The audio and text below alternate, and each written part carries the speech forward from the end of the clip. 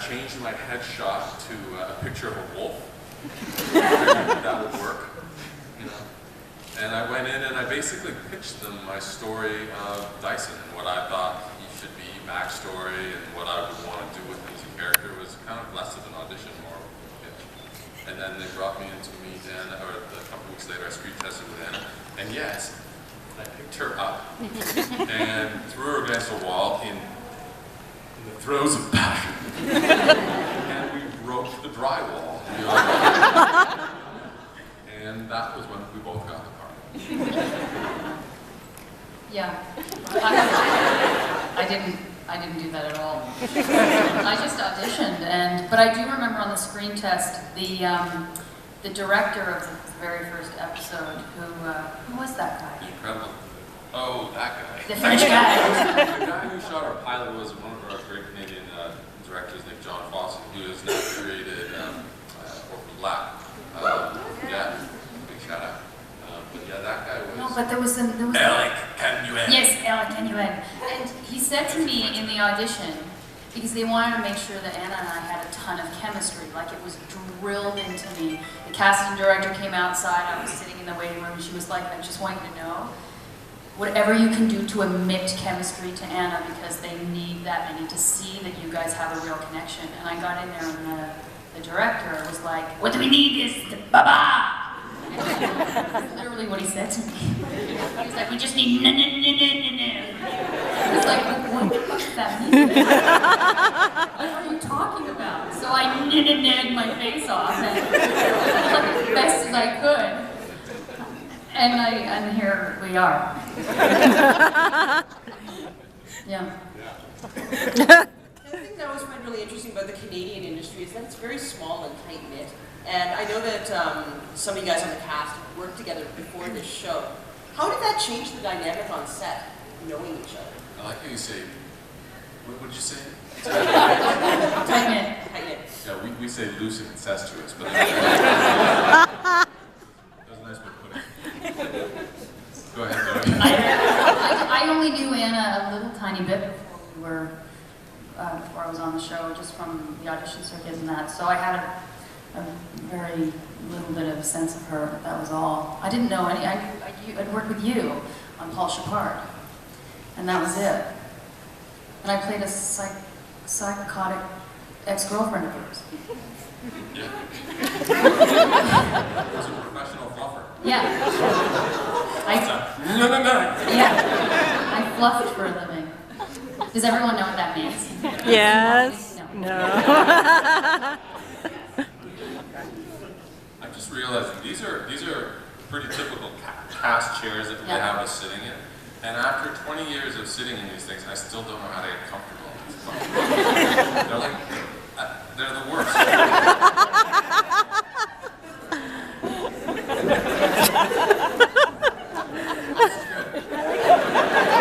This is going to go horribly wrong. That's going to tumble right into that gentleman's lap any second. Pardon me.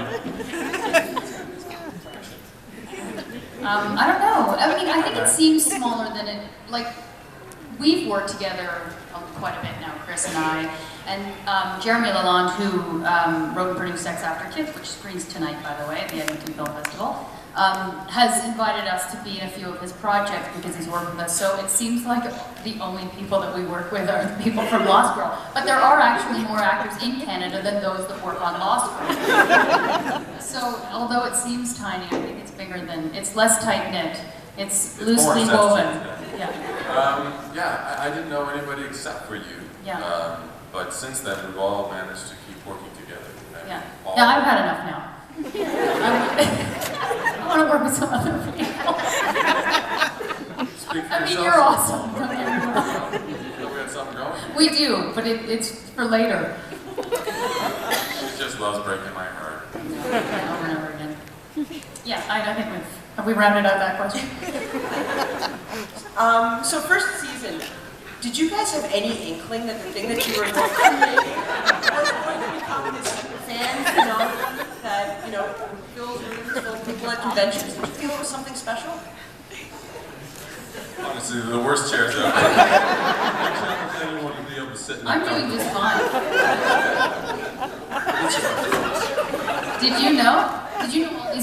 show up in Edmonton if we came 4 years later? If you build it, they will come. But some people build it and they don't come.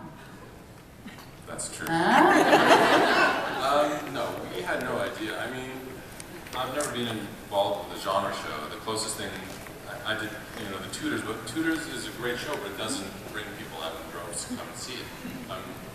So there's something in the genre world that inspires people to be really passionate about it, come out and get involved, which I have really grown to really appreciate, and I think it's a success. I think we were all pretty caught off guard, actually. I remember the very first Fan Expo. Like, you and Anna went to the very first Fan Expo when the show hadn't even aired yet. There was 12 people. And there was like 12 people that came up to the booth. They were like, "What's this, Lost Girls?" And then the year after we went to Fan Expo, and there were thousands of people. And I'll never forget it because we were just floored. Like, we had no idea that we had that kind of an impact. We didn't know. So no, I certainly didn't expect it. I don't think you ever can expect it. Sometimes magic happens. We refer to Lost Girl as like a little show that could. Kind of came out of nowhere and keeps going. Yeah. Now, Lost Girl has some fairly steamy sex scenes for both of you. What are those like to shoot? Do you find them challenging with the entire crew standing around, or is it kind of fun? Are you going to tell your story or am I going to tell No, you tell mine and I'll tell yours. I don't know. It always starts with Chris putting his leg on a table. I don't sit in these things on set, honestly. It's just so the worst. Enough drama about the chair. I'm going to tell yours. Why don't you just show us yours?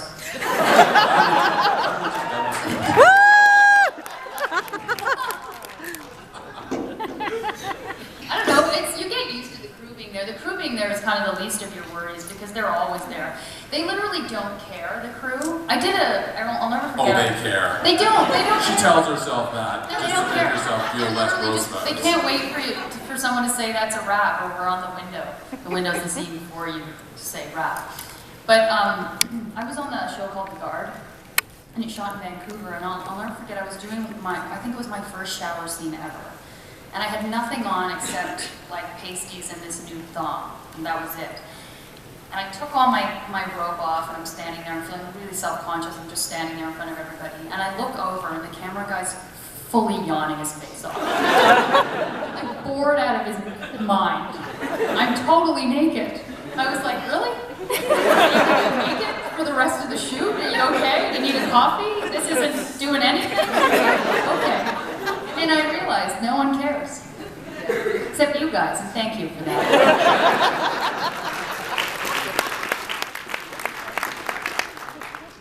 Mine was a little different. Usually the guy's job is to cover up the girl's bits. So... I have Anna. You can show my butt, but you can't show a girl's butt usually. So the first sex scene that Anna and I had, I'm on top of her like this, and I have to be completely naked because... But for a sock. Except for a little socky thing. Anna's, she's got the pasties and all, everything's covered, but I'm like naked, and I'm on top of her.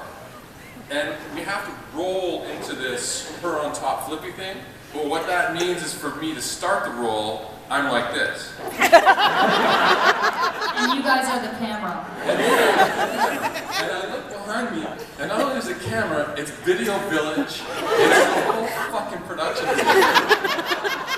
And I'm a skinny guy. And like, when you bend over, there ain't no cover. So that wasn't very comfortable for me. And I didn't see anybody yawning. I saw a lot of this.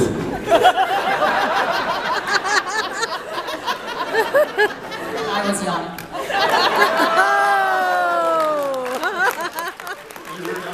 Listen, you have a wonderful ladies. It's really nice. I've seen so many. Nice ladies. That's actually happened. That's not in the world. I haven't seen it myself ever. Anyway, can we keep this professional?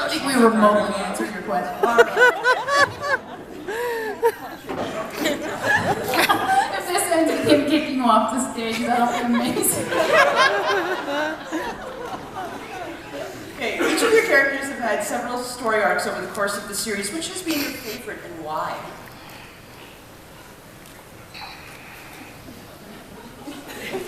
I don't know, I don't really break it into little ones. I sort of, for us, it's like, it's a big thing that just keeps going.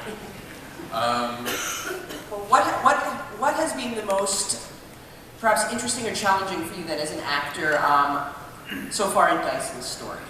Well, I mean, at first when Dyson lost his love at the end of season 1, and we started season 2, it was a bit of a pickle. It was like, how do we show the absence of love? How am I going to play this?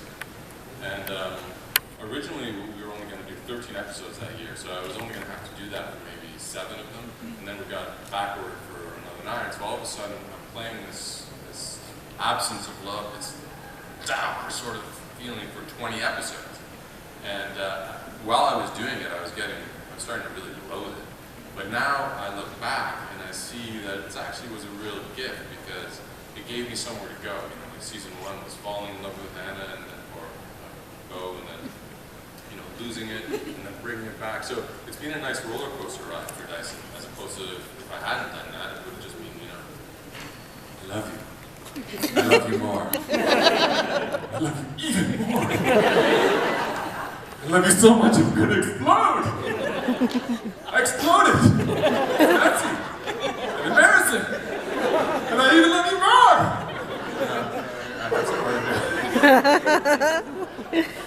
Next. How's your chair? I don't know. I liked it a lot when I was right at the very beginning of the show when I was walking the line of good, bad. And I kind of, you never knew where Lauren stood. I was really enjoying that part of it. I struggled, I think, anytime Lauren gets really, really sort of sad and emotional, like sometimes we stay in that world with her for a really long time, and that's a struggle as an actor, for me anyway, because it affects you. You know, when you get affected by that, staying in that state of being for such a long time, and you kind of go home and you're just like depressed because Lauren's had a rough go, and I, Zoe, I'm not as dour as she sometimes can be. So that's sometimes a struggle. But I also liked the Dr. Taft storyline at the end where I got to work with the sort of dark side and that stuff. That was fun again. All right, this is officially your guys' 2-minute warnings, because I only have one more question, so get your questions ready. And my final question to you guys is, we're all really excited about the November 10th premiere of the new season. What kind of teasers can you give us? Can you give us any hints about what to expect? No. On to you guys. You know what? It's going to be a really cool episode, and I don't want to spoil anything because it's a bit of a departure, and some really funky things happen in it. So, yeah. You know. I think the rug gets pulled out a little bit, and you know, my character certainly goes through some changes this season, and there's an episode in particular where we get to see her in a way we never have, and can't even imagine her as. So I think that'll be fun for you guys. And Dyson gets neutered. Accidentally, he gets tranquilized in his wolf form. Wakes up. Oh, no, did I just blow that whole season? That's the end of the Dyson. I think you're gonna love it though. It's gonna be a cool season 4. Well, then we find out in episode 4 that when I shift back, they grow back. He gets his nads back.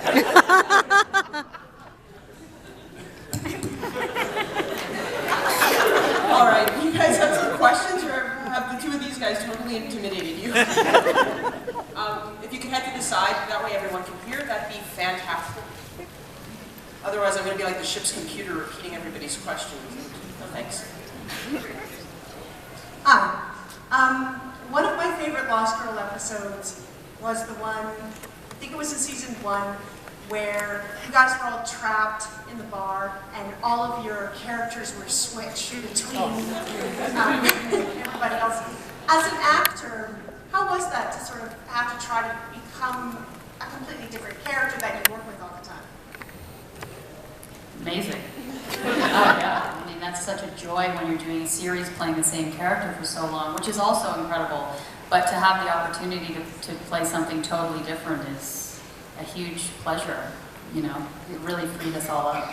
And it was one of the few times that we all, we're so rarely all in a place together on the show. Like I'll do scenes with Anna or Chris or somebody, but that was one of the few times that we were actually all together. It was kind of, it's like camp.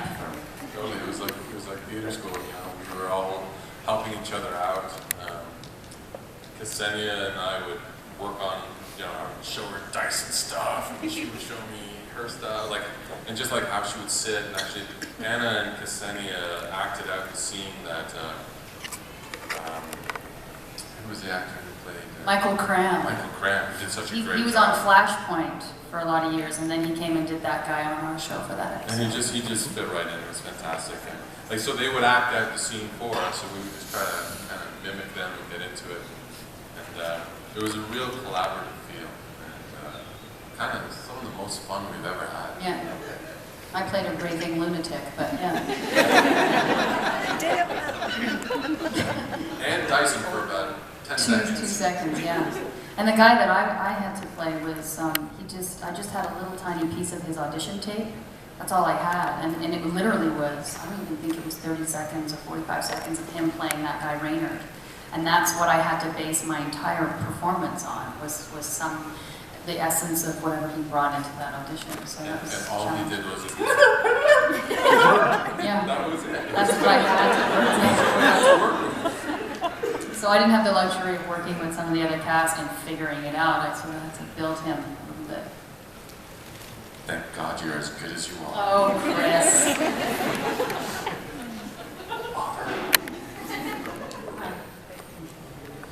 What is the best piece of advice you've ever been given? Don't become an actor. I think that something that I had to kind of come to terms with, and I think most actors do, is that and I think it's a good lesson for life, is that the rejection in acting, and there's so much of it at the beginning, before you kind of take a hold of your career, is that it's part of it. And if you see it as something outside of acting, if rejection doesn't become a part of the journey for you, then you can't do it. Like, until that becomes part of the journey, and it's a bit like life, you know, suffering is in life, and it's just part of what we have to do.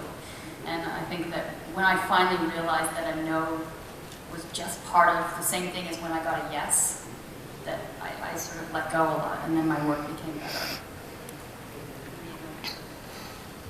For me, it was, I don't know, so many little moments along the way, you know, like perseverance, unlearning. You've got to kind of, you know, we're all getting patterned quite early in our lives. And as an actor, you kind of got to learn how to break through that stuff. And, I remember walking in my first acting class with this coach who was recommended to me by Michael Ironside, a great Canadian actor who did me a fantastic favor when I was young and didn't know what the hell I was doing. And I walked into this class, and it was like therapy session. It was like people rolling around on the floor, crying, screaming. And I just said, what the hell is this? That was my 4 years of theater school. That's all we did. Yeah, and I didn't even go to theater school. I don't know if some of you know this, but I came to acting through athletics, and then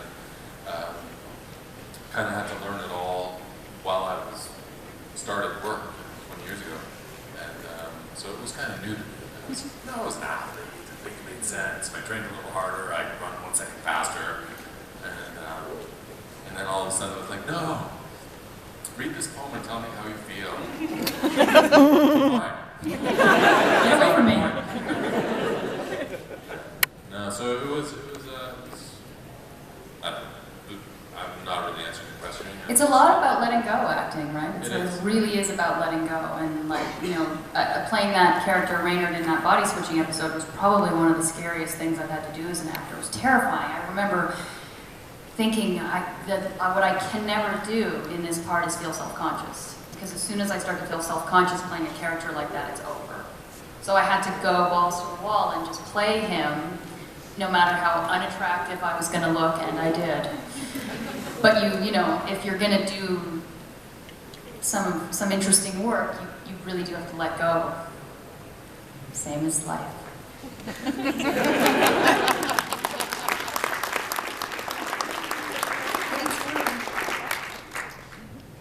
It's I'm on the gonna actor studio. It's so cool. I think I should sit on the edge of the stage, and I should tell you what I want God to say when I get to the pearly gates. Isn't that what he always asks his guests? Something like that, yeah. Favorite swear word and all that. I, of course, never swear, so. Next question. Yes, John?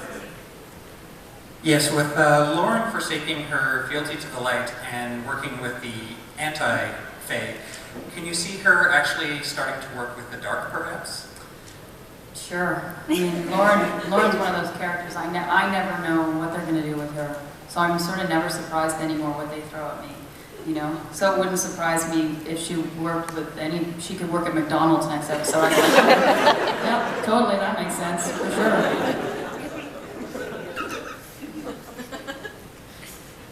Hi Chris, Zoe. I was wondering, while filming Lost Girl on set, what's the most unusual or funniest thing that's happened? So much. There's a plethora. I think for me, most recently was just in one of the episodes that we just filmed for season 4. So I can't talk about it, unfortunately, but let me see if I can go back. I'm pretty sure you know what I'm talking I don't think. about. We were in it together, in the pool.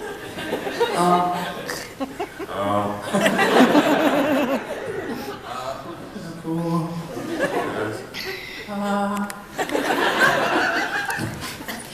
Sorry, weirdest things that's happened? Weirdest or funniest? Well, unusual. Anna and I always get into laughing fits constantly. Like, we constantly start giggling, and we're the only two people that think it's funny because the crew just are like, seriously, are you done? Can we shoot a scene? And we typically, like, once the two of us start, it's over. It really is. And I think I've told the story before, we actually had to stop shooting a scene once. We just moved on. We just, whatever we had, they were like, forget it. And we just stopped shooting it and started shooting a different scene because we could not get through it.